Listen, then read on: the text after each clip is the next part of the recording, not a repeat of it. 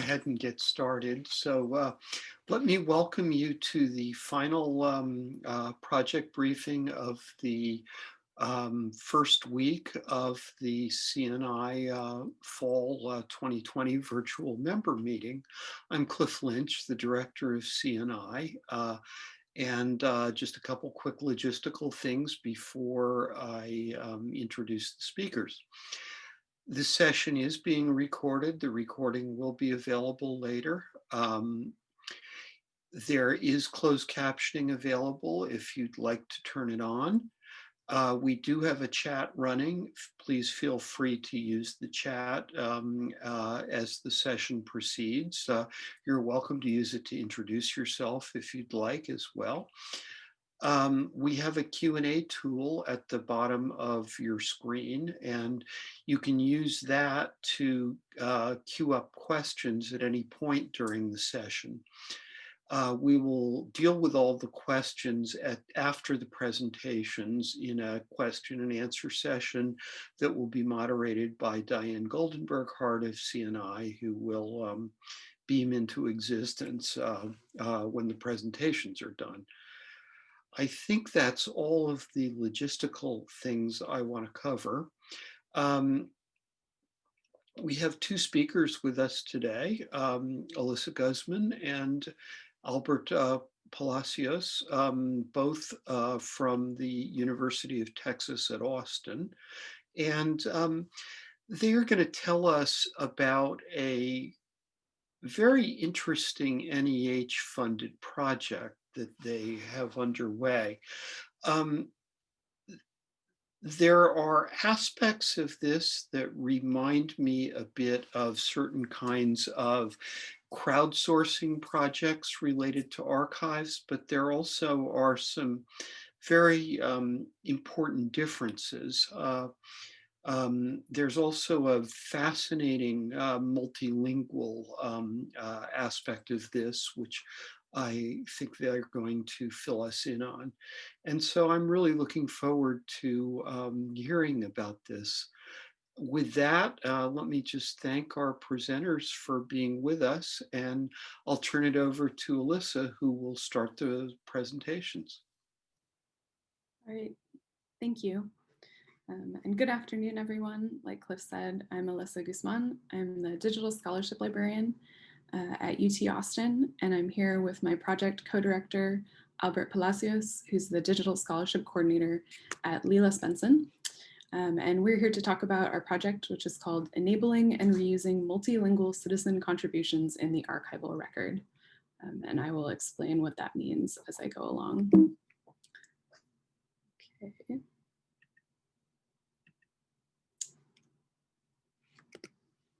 All right, so our work centers around a piece of software called From the Page. And From the Page is software for transcribing documents and collaborating on transcriptions via crowdsourcing projects. And there are many libraries, archives, and museums and independent scholars around the world who use From the Page to do simple text-based transcription projects or even create digital scholarly editions. And the two links that are on the screen here point to our UT Library's installation of From the Page. It's open source software, so we have our own installation. But Broomfield Labs, who are our collaborators on this project, also have their own installation of From the Page that they run as a software as a service. So if you're interested in using From the Page without setting up your own instance, you can access it there. Okay, going to show you a little bit about the interface of From the Page with one of our transcribed manuscript pages from the Benson. So the From the Page interface has a window here where you can zoom in on the document, especially with these older handwritten documents. It can be a little bit difficult to read. And then there's a pane over here that shows the already transcribed document. And these words in red are place names that have been indexed. So if I were to click on this, it would show all of the places that Oaxaca appears in this document.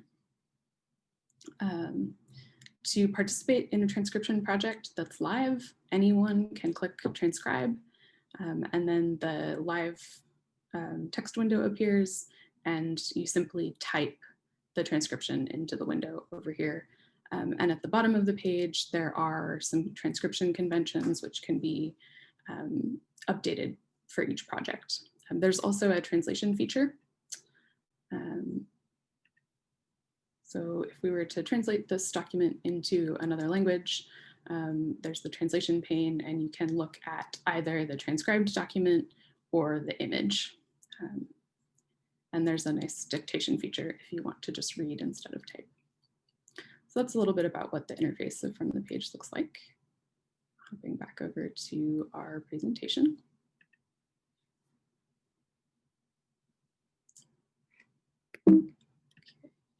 All right, so in our project, we decided to use the term citizen contributors to refer to the participants in these crowdsourcing projects. Oftentimes they're anonymous, and frequently they're not affiliated with our university at all, but they do provide meaningful intellectual labor in the service of these projects. So they often have subject expertise around the documents they're transcribing, or language expertise, or even handwriting reading expertise. So for our project, we have two main goals. Number one is to break down barriers to access to our Spanish and Portuguese language collections for speakers of those languages.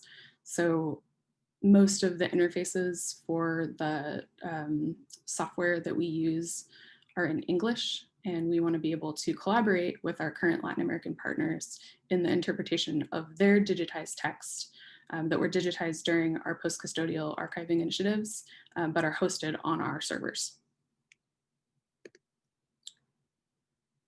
So some of the considerations that we're making as we undertake this work, again, we're using From the Page to work with citizen collaborators on these crowdsourcing projects, translating primary source materials.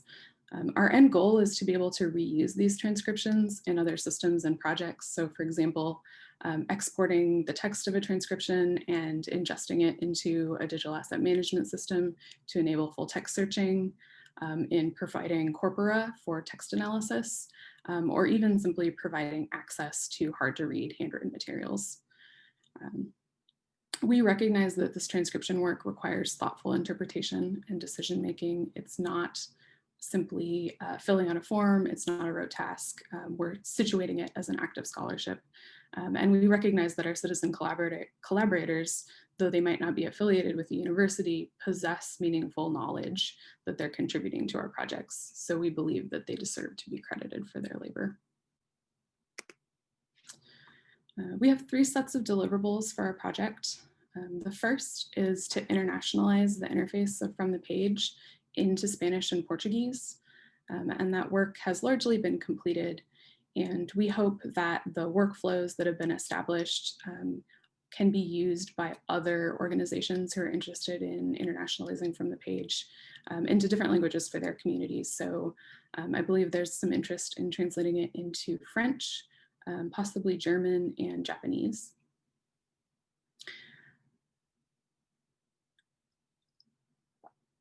We're also introducing faceted browsing features. So as a relatively large institution, we have some very large collections of documents with many pages, and it can be difficult to find things within the interface of From the Page. So there will be a basic metadata ingest, and then the ability for collection owners to create custom facets. And then finally, since we're really interested in enabling the reuse of these transcriptions and translations, we're looking at the export features of From the Page to make sure that we're exporting documents in formats that can be ingested back into our digital asset management systems. And we have several. And we're also looking at exporting the attributions for our collaborators so that they can be attributed in the metadata.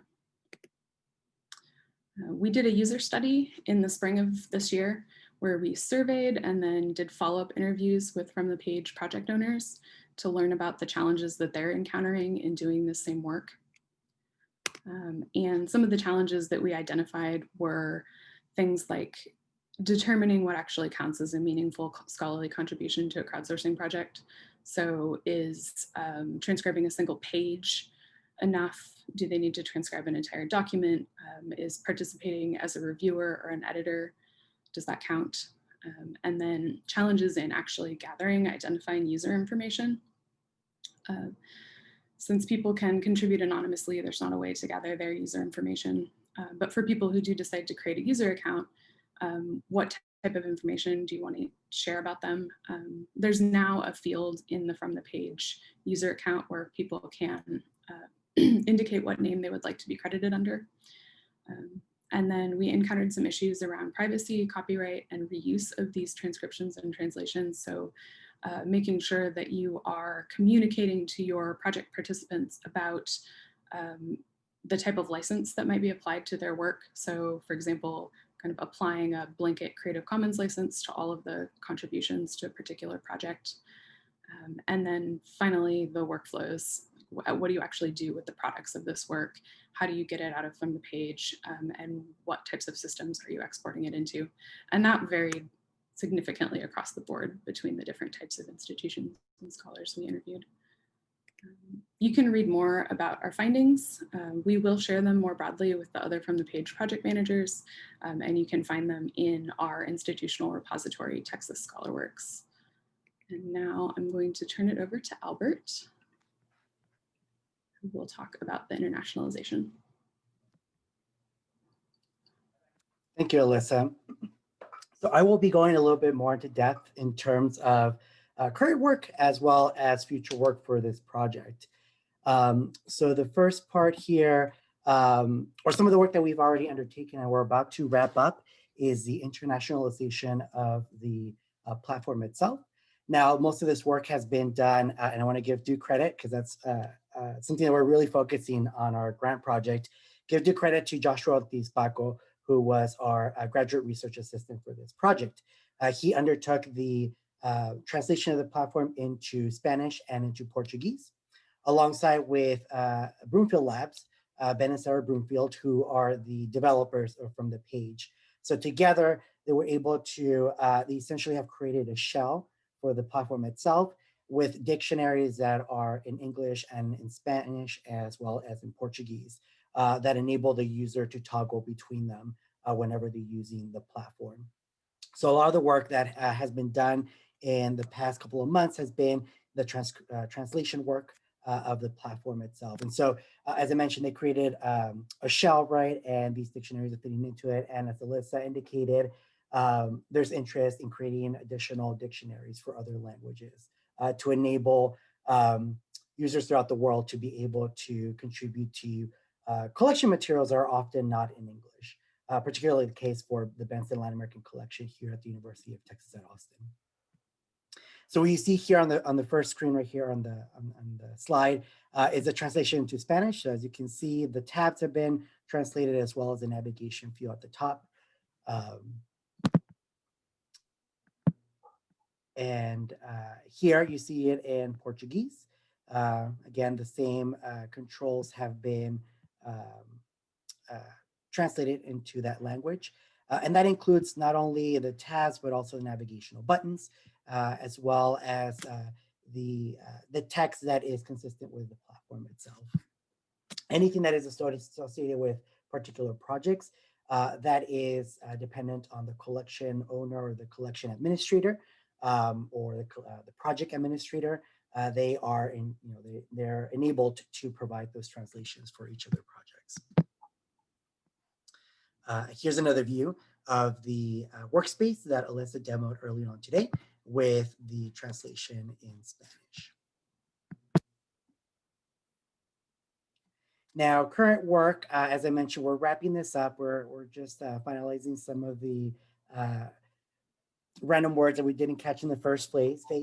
But current work, we are doing a couple of things. The first thing is we are focusing on, and by we, it's a team of metadata experts at the University of Texas Libraries, as well as Broomfield Labs, trying to figure out how to bring in metadata along with the materials upon ingestion.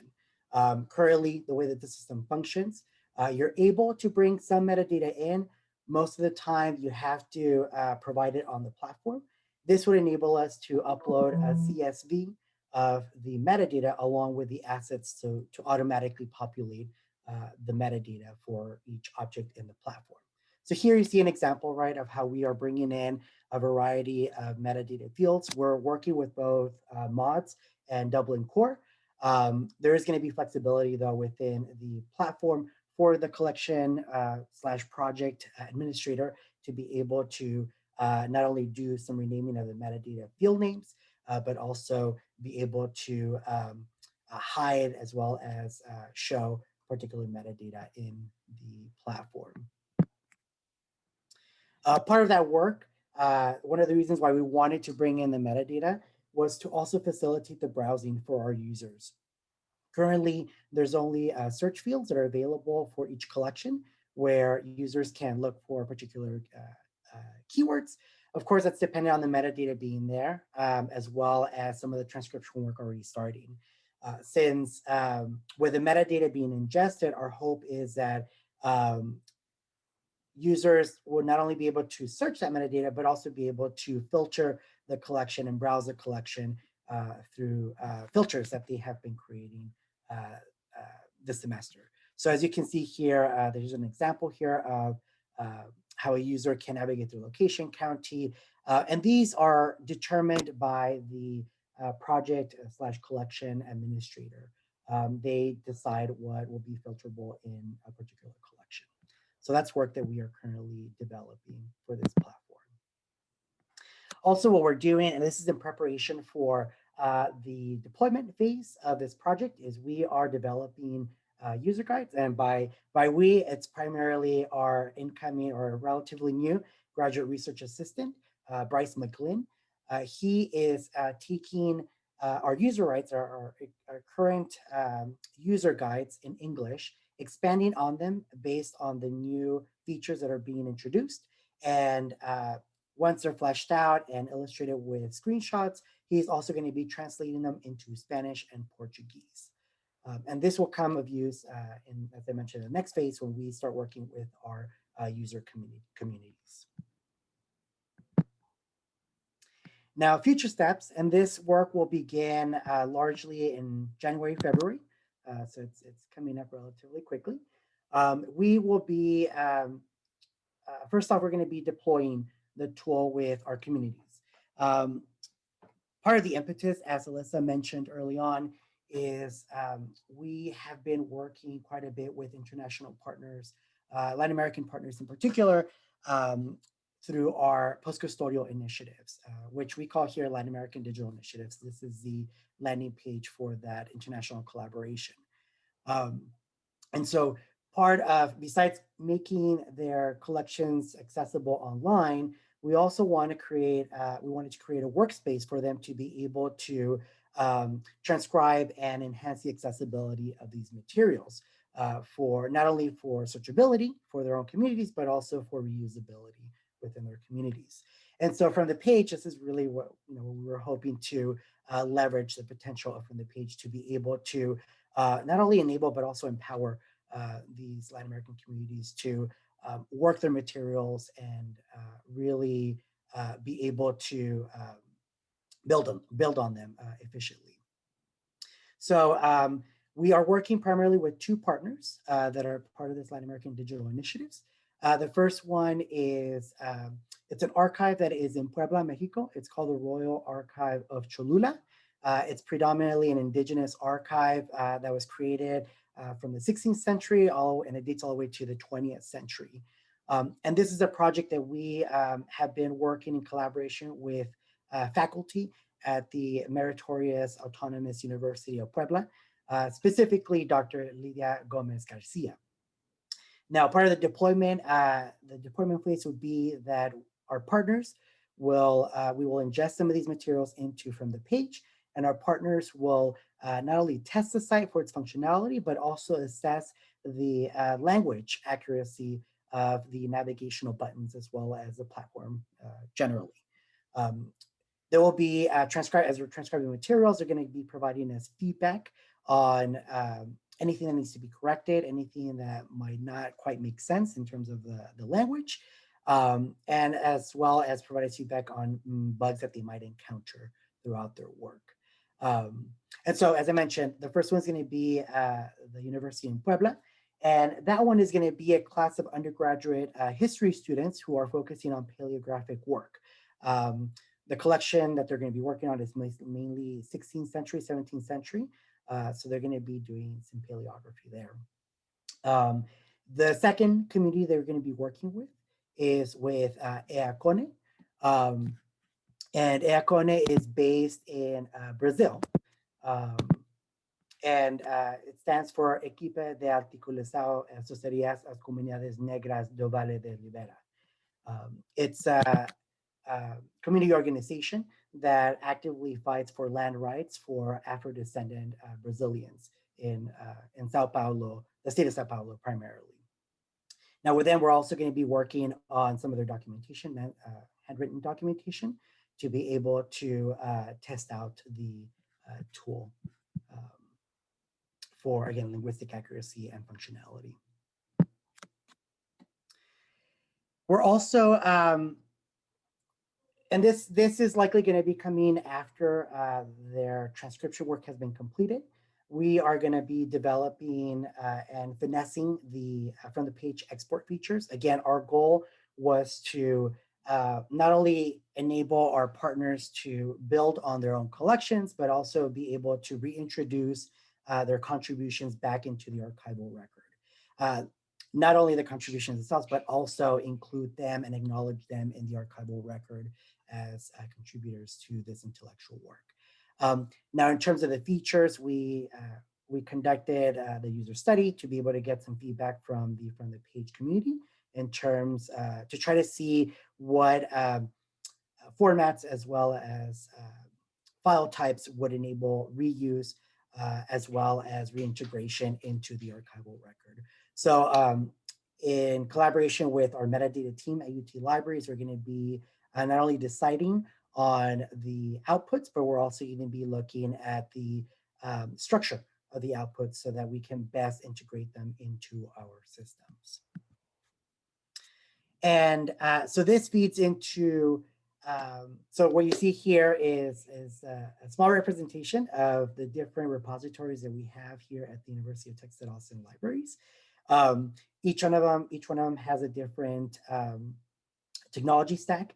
And so part of the collaborative work with our metadata librarians is to try to figure out, again, what the outputs have to be and how they have to be structured in order to be able to feed them into these systems. Part of that work will also be based on how do we acknowledge the transcriber in the archival record so that we can ethically attribute their work and again, in the record.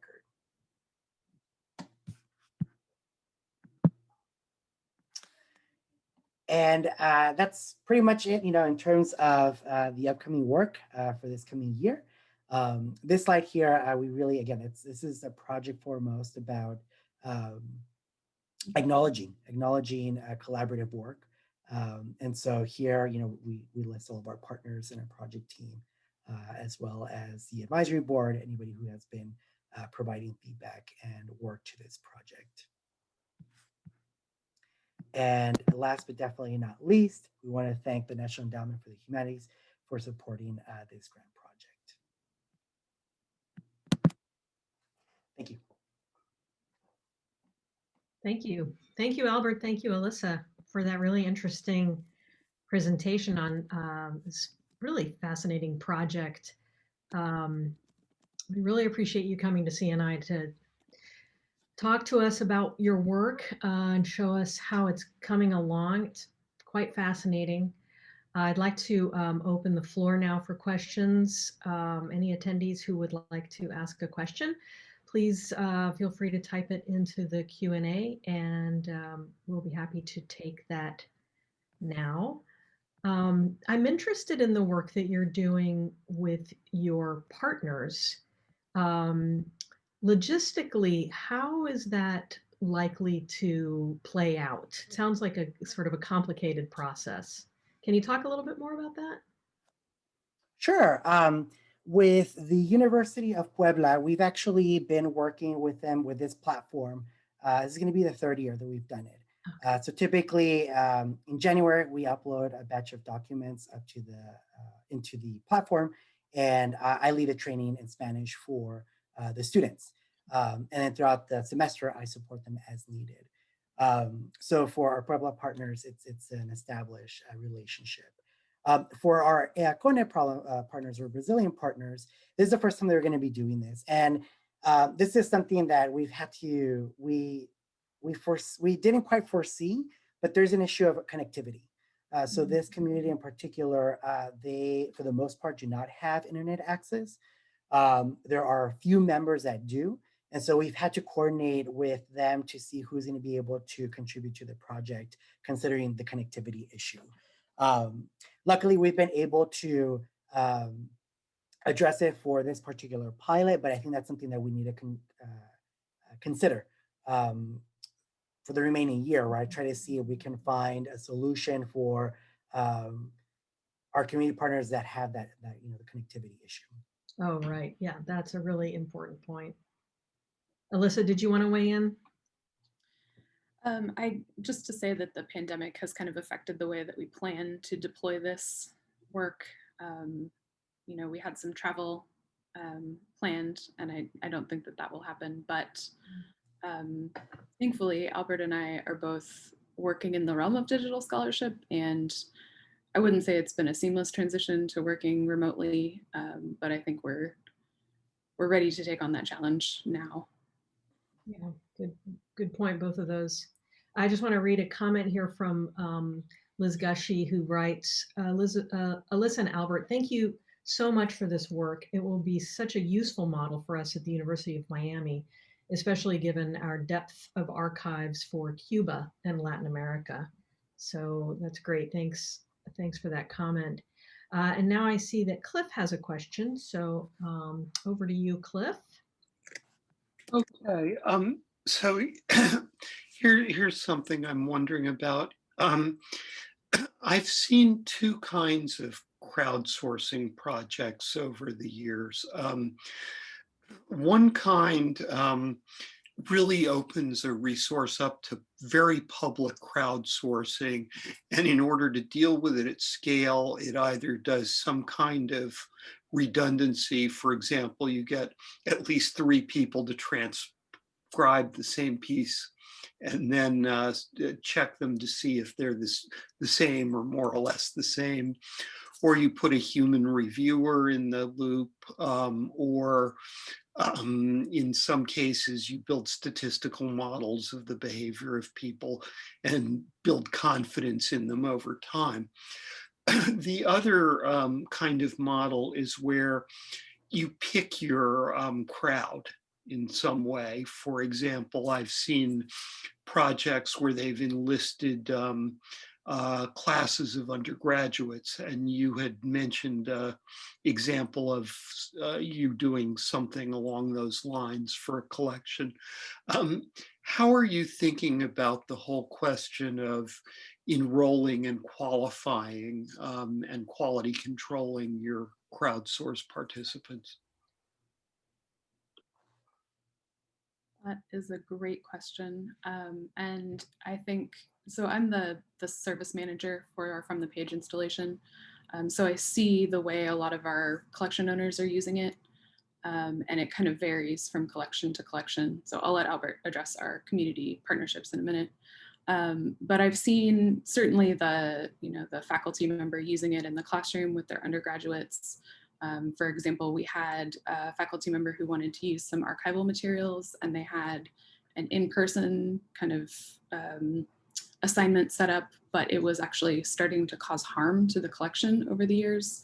So they got it digitized, and now the students work with those materials and From the Page instead of handling the physical materials and causing further degradation to them.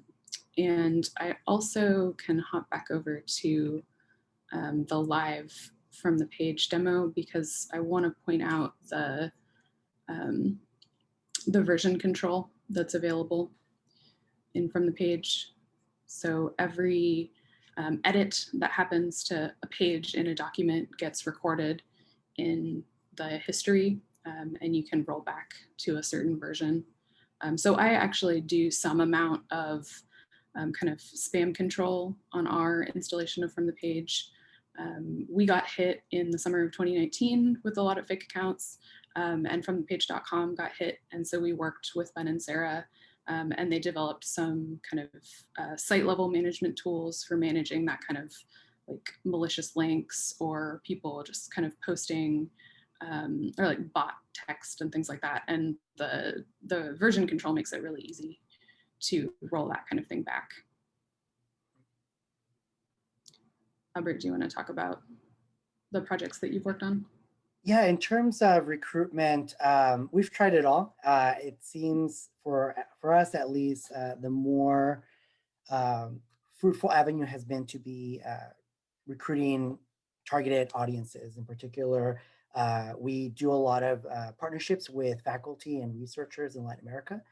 We do a purposeful either educational or research-oriented initiative with them.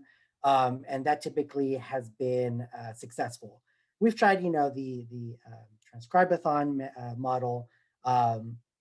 We've done it twice, with varying successes. One time we had a dedicated cohort of paleographers, right? There were 3 or 4 of them, but they produced quite a bit of work within a month's window. We did a time-limited thing to kind of amp up the urgency of it. And that was productive too. But we found the most productive sessions and meaningful engagements to be collaborative sessions with faculty and researchers in Latin America for us.